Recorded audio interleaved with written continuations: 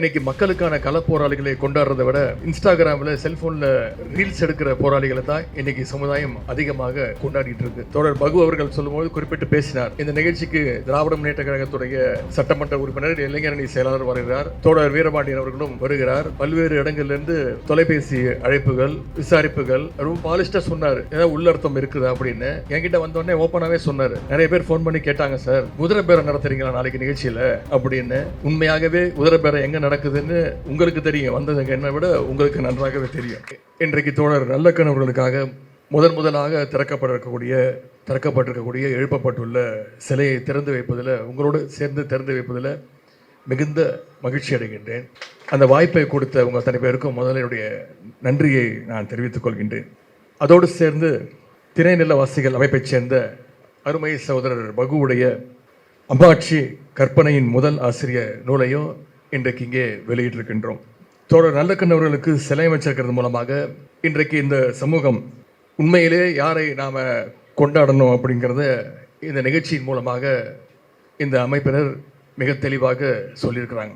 இதை ஏன் சொல்கிறேன், இன்றைக்கி மக்களுக்கான கள போராளிகளை கொண்டாடுறதை விட இன்ஸ்டாகிராமில் செல்ஃபோனில் ரீல்ஸ் எடுக்கிற போராளிகளை தான் இன்றைக்கி சமுதாயம் அதிகமாக கொண்டாடிட்டு இருக்கு. ஆனால் போராடினா எதுவும் கிடைக்கும் அப்படின்னு உறுதியாக நம்பியவர் ஐயா நல்லக்கண்ணு அவர்கள். அதற்கு ஒரு மிகச்சிறந்த உதாரணம் சமீபத்தில் நடந்த பாலன் இல்லத்தில் நடந்த டெல்லியில் நடந்த நீட் விலக்கு போராட்டம். டெல்லியில் நடந்த போராட்டம், அதன் தொடர்ச்சியாக இன்னைக்கு இந்தியா முழுக்க இளைஞர்கள் அந்த போராட்டத்தில் ஈடுபட்டாங்க. ஆனால் நீட் எதிர்ப்பு போராட்டம் அப்படிங்கிறது தமிழ்நாட்டுக்கு புதுசு கிடையாது. என்னைக்கு நீட் முதலாக வந்துச்சோ அன்னையிலிருந்து திராவிட முன்னேற்ற கழகம் அதை எதிர்த்து கொண்டு தான் இருக்கின்றது.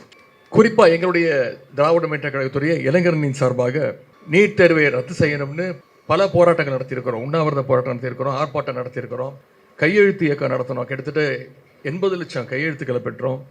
பைக் ரேலி இப்படின்னு பல்வேறு நீட் ஒழிப்பு போராட்டங்களை திராவிட முன்னேற்ற கழகம் நடத்தியிருக்கு.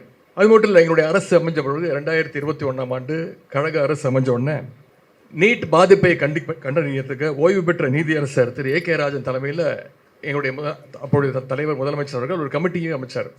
அந்த கமிட்டி தமிழ்நாடு முழுக்க மாணவர்களை சந்தித்து, பெற்றோர்களை சந்தித்து, ஆசிரியர்களை சந்தித்து, கல்வியாளர்களை எல்லாம் சந்தித்து ஒரு பரிந்துரையை அரசிடம் கொடுத்தாங்க.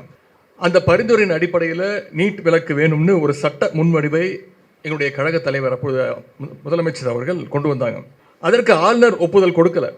உடனே எங்களுடைய முதலமைச்சர் அவர்கள் உச்சநீதிமன்றம் வரைக்கும் போய் போராடின இயக்கம் தான் திராவிட முன்னேற்ற கழகம். டெல்லியில் நீட் குளறுபடிக்கு எதிராக நடந்த அந்த போராட்டம் இன்னைக்கு முடிஞ்சிருச்சு. ஆனால் முடிஞ்சிருச்சுன்னு நான் நினைக்கல, இன்னைக்கு தான் அந்த போராட்டம் ஆரம்பிச்சிருக்கு அப்படிங்கிறது தான் என்னுடைய எண்ணம். நீட்டை முற்றிலும் ஒழிப்பதற்கான தொடக்கமாகத்தான் நான் இந்த போராட்டத்தை பார்க்குறேன்.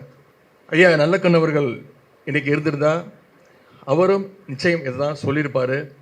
ஐயா நல்லக்கண் அவர்கள் எந்த அளவுக்கு எளிமைக்கு சொந்தக்காரரோ அதே அளவுக்கு போராட்ட குணத்திற்கும் அவர் சொந்தக்காரர். அப்படிப்பட்ட ஐயா நல்லக்கண் அவருடைய சிலையை திறந்து வைக்கிறது என்னுடைய வாழ்நாள் பெருமையாக நான் கருதுகின்றேன். இங்கே தோழர் பகு அவர்கள் சொல்லும்போது குறிப்பிட்டு பேசினார்.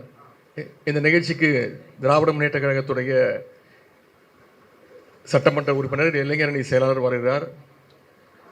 தோழர் வீரபாண்டியன் அவர்களும் வருகிறார். பல்வேறு இடங்கள்லேருந்து தொலைபேசி அழைப்புகள், விசாரிப்புகள். ரொம்ப பாலிஸ்டாக சொன்னார், ஏதாவது உள்ளர்த்தம் இருக்குதா அப்படின்னு. என்கிட்ட வந்தோடனே ஓப்பனாகவே சொன்னார். நிறைய பேர் ஃபோன் பண்ணி கேட்டாங்க, சார் குதிரை பேரம் நடத்துறீங்களா நாளைக்கு நிகழ்ச்சியில் அப்படின்னு. உண்மையாகவே குதிரை பேரம் எங்கே நடக்குதுன்னு உங்களுக்கு தெரியும், வந்ததுங்க என்னை விட உங்களுக்கு நன்றாகவே தெரியும். இங்கே தோழர் வீரபாண்டியன் அவர்கள் வந்தோடனே என்கிட்ட பேசிக்கிட்டு இருந்தார். தலைவர் எப்படி இருக்கிறாங்க, தந்தையார் எப்படி இருக்காங்கன்னு கேட்டார்.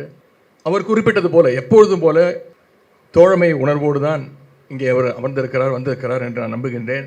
ஏன்னா அவர் சொன்னது மாதிரி தமிழ் உரிமை, தமிழ்நாட்டு உரிமை, அதற்கு எதிராக என்ன நடந்தாலும் திராவிட இயக்கமும் பொது உடைமை இயக்கமும் என்றைக்கும் ஓரணியில் கைகோர்த்து களத்தில் நிற்கும். டாக்டர் கலைஞர் அவர்கள் அடிக்கடி பெருமையாக குறிப்பிட்டிருக்கிறார், நான் மட்டும் தந்தை பெரியார் அவர்களை சந்திக்காமல் இருந்திருந்தால் நிச்சயம் ஒரு கம்யூனிஸ்ட்காரனாகத்தான் இருந்திருப்பேன் அப்படின்னு பெருமையாக சொல்லியிருக்கிறார். அந்த அளவுக்கு கம்யூனிஸ்டுகள் மேலே நம்முடைய டாக்டர் கலைஞர் அவர்களுக்கு தனி பாசம் உண்டு.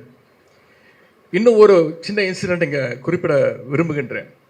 2016 ஆண்டு சட்டமன்ற தேர்தலில் திராவிட முன்னேற்ற கழகம் வெற்றி வாய்ப்பை இழந்துட்டோம். வெறும் 1% வாக்கு வித்தியாசத்தில் அன்னைக்கு அண்ணா திராவிட முன்னேற்ற கழகம் ஆட்சியில் அமர்ந்தது. அப்போ பத்திரிகையாளர்கள்லாம் போய் கலைஞர் அவர்களை போய் பார்க்கும்பொழுது, கலைஞர் திராவிட முன்னேற்ற கழகம் ஆட்சிக்கு வரல அப்படின்னு எந்த விதமான வருத்தமும் அவருடைய மனசில் இல்லை. அவர் என்ன தெரியுமா சொன்னார், தமிழ்நாட்டுடைய வரலாற்றில் முதன்முறையாக கம்யூனிஸ்டுகள் இல்லாத ஒரு சட்டசபை அமைஞ்சிருக்கு, அதில் எனக்கு வருத்தம் அப்படின்னு டாக்டர் கலைஞர் அவர்கள் அப்பொழுது குறிப்பிட்டு பேசினார். அந்த அளவுக்கு கம்யூனிஸ்டுகள் மீது டாக்டர் கலைஞர் அவர்களுக்கு ஒரு தனி பாசம் இருந்தது. குறிப்பாக ஐயா நல்லக்கண்ணு, பெரியவர் சங்கரையா போன்றவங்க மீது கலைஞர் அவர்களுக்கு அளவு கடந்த பாசம் இருந்தது. ஆட்சியில் இருந்தாலும் சரி, இல்லைனாலும் சரி, அவங்க சொல்கிற கருத்துக்களை எல்லாம் கேட்டு உள்வாங்கி அதை நடைமுறைப்படுத்தியவர் தான் டாக்டர் கலைஞர் அவர்கள். கலைஞர் வழியில் எங்களுடைய தலைவர், கழக தலைவர் அவர்களும் எப்பொழுதுமே கம்யூனிஸ்ட் தலைவர்கள் அவர் மீது தனி பாசம் கொண்டவர், மரியாதை கொண்டவர். ஐயா நல்லக்கண்ணு அவர்களை அடிக்கடி சந்திப்பதை வழக்கமாக வச்சிருந்தவர் எங்களுடைய தலைவர் அவர்கள். குறிப்பாக நல்லக்கண்ணு ஐயாவுடைய பிறந்தநாள் அன்னைக்கு அது என்ன வேலையாக இருந்தாலும் சரி, அவருடைய வீட்டுக்கு முதல்ல போய் அவருடைய வாழ்த்துக்களை முதல்ல பெறக்கூடியவர் எங்களுடைய தலைவர் அவர்கள் என்பதை யாராலும் மறுத்துவிட முடியாது.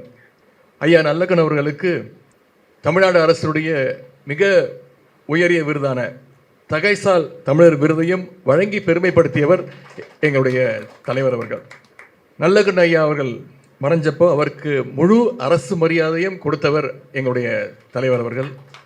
அப்பொழுது பால் நிலத்தில் வைக்கப்பட்டிருந்த ஐயா நல்லக்கண்ணுடைய உடலுக்கு அப்போ முதலமைச்சராக இருந்த எங்களுடைய கழக தலைவர் அவர்கள் உணர்ச்சி பெருக்கோடு வணக்கம் செலுத்திய அந்த காட்சியை நிச்சயம் யாராலும் மறந்திருக்க முடியாது. நானும் ஐயா நல்லக்கண்ணு அவர்களை பலமுறை சந்தித்திருக்கின்றேன்.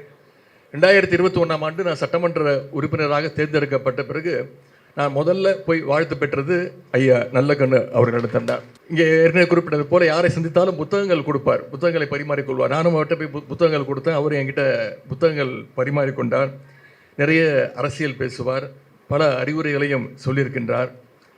அதே போல் இங்கே தோழர் பகுவுடைய அம்மாட்சி கற்பனையின் முதல் ஆசிரியர் புத்தகத்தையும் இன்னைக்கு வெளியிட்டிருக்கின்றோம்.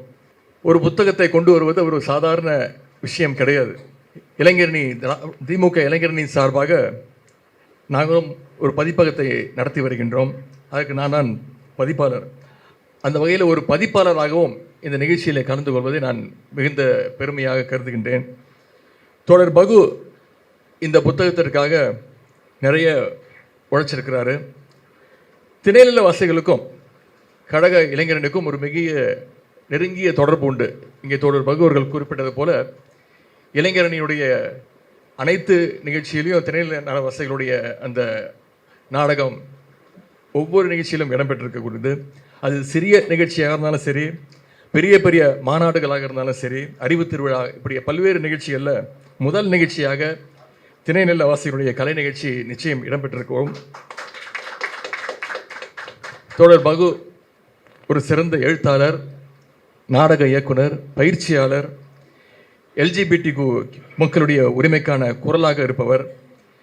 எனக்கு அவர்கிட்ட ரொம்ப பிடிச்ச விஷயம் என்னென்னா, தமிழ்நாடு முழுக்க ட்ராவல் பண்ணி குழந்தைகள், பெரியவர்கள், மலைவாழ் மக்கள் அப்படின்னு நிறைய பேருக்கு நாடகக்கலை சம்பந்தமான பயிற்சிகளை தொடர்ந்து சிறப்பாக கொடுத்துட்டு வராரு.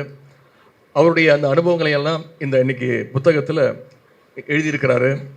இந்த புத்தகம் பல ஆயிரம் பிரதிகள் விற்க என்னுடைய வாழ்த்துக்களை நான் தெரிவித்துக் கொண்டு, ஐயா நல்லக்கண்ணுடைய புகழ் ஓங்கட்டும். உதவும் கைகள் அறக்கட்டளை, தோழர் பகு உள்ளிட்ட திணைநிலவாசிகள் அமைப்பைச் சேர்ந்த அத்தனை பேருக்கும் மீண்டும் என்னுடைய வாழ்த்துக்களை தெரிவித்து இந்த வாய்ப்புக்கு நன்றி கூறி விடைபெறுகின்றேன். நன்றி, வணக்கம்.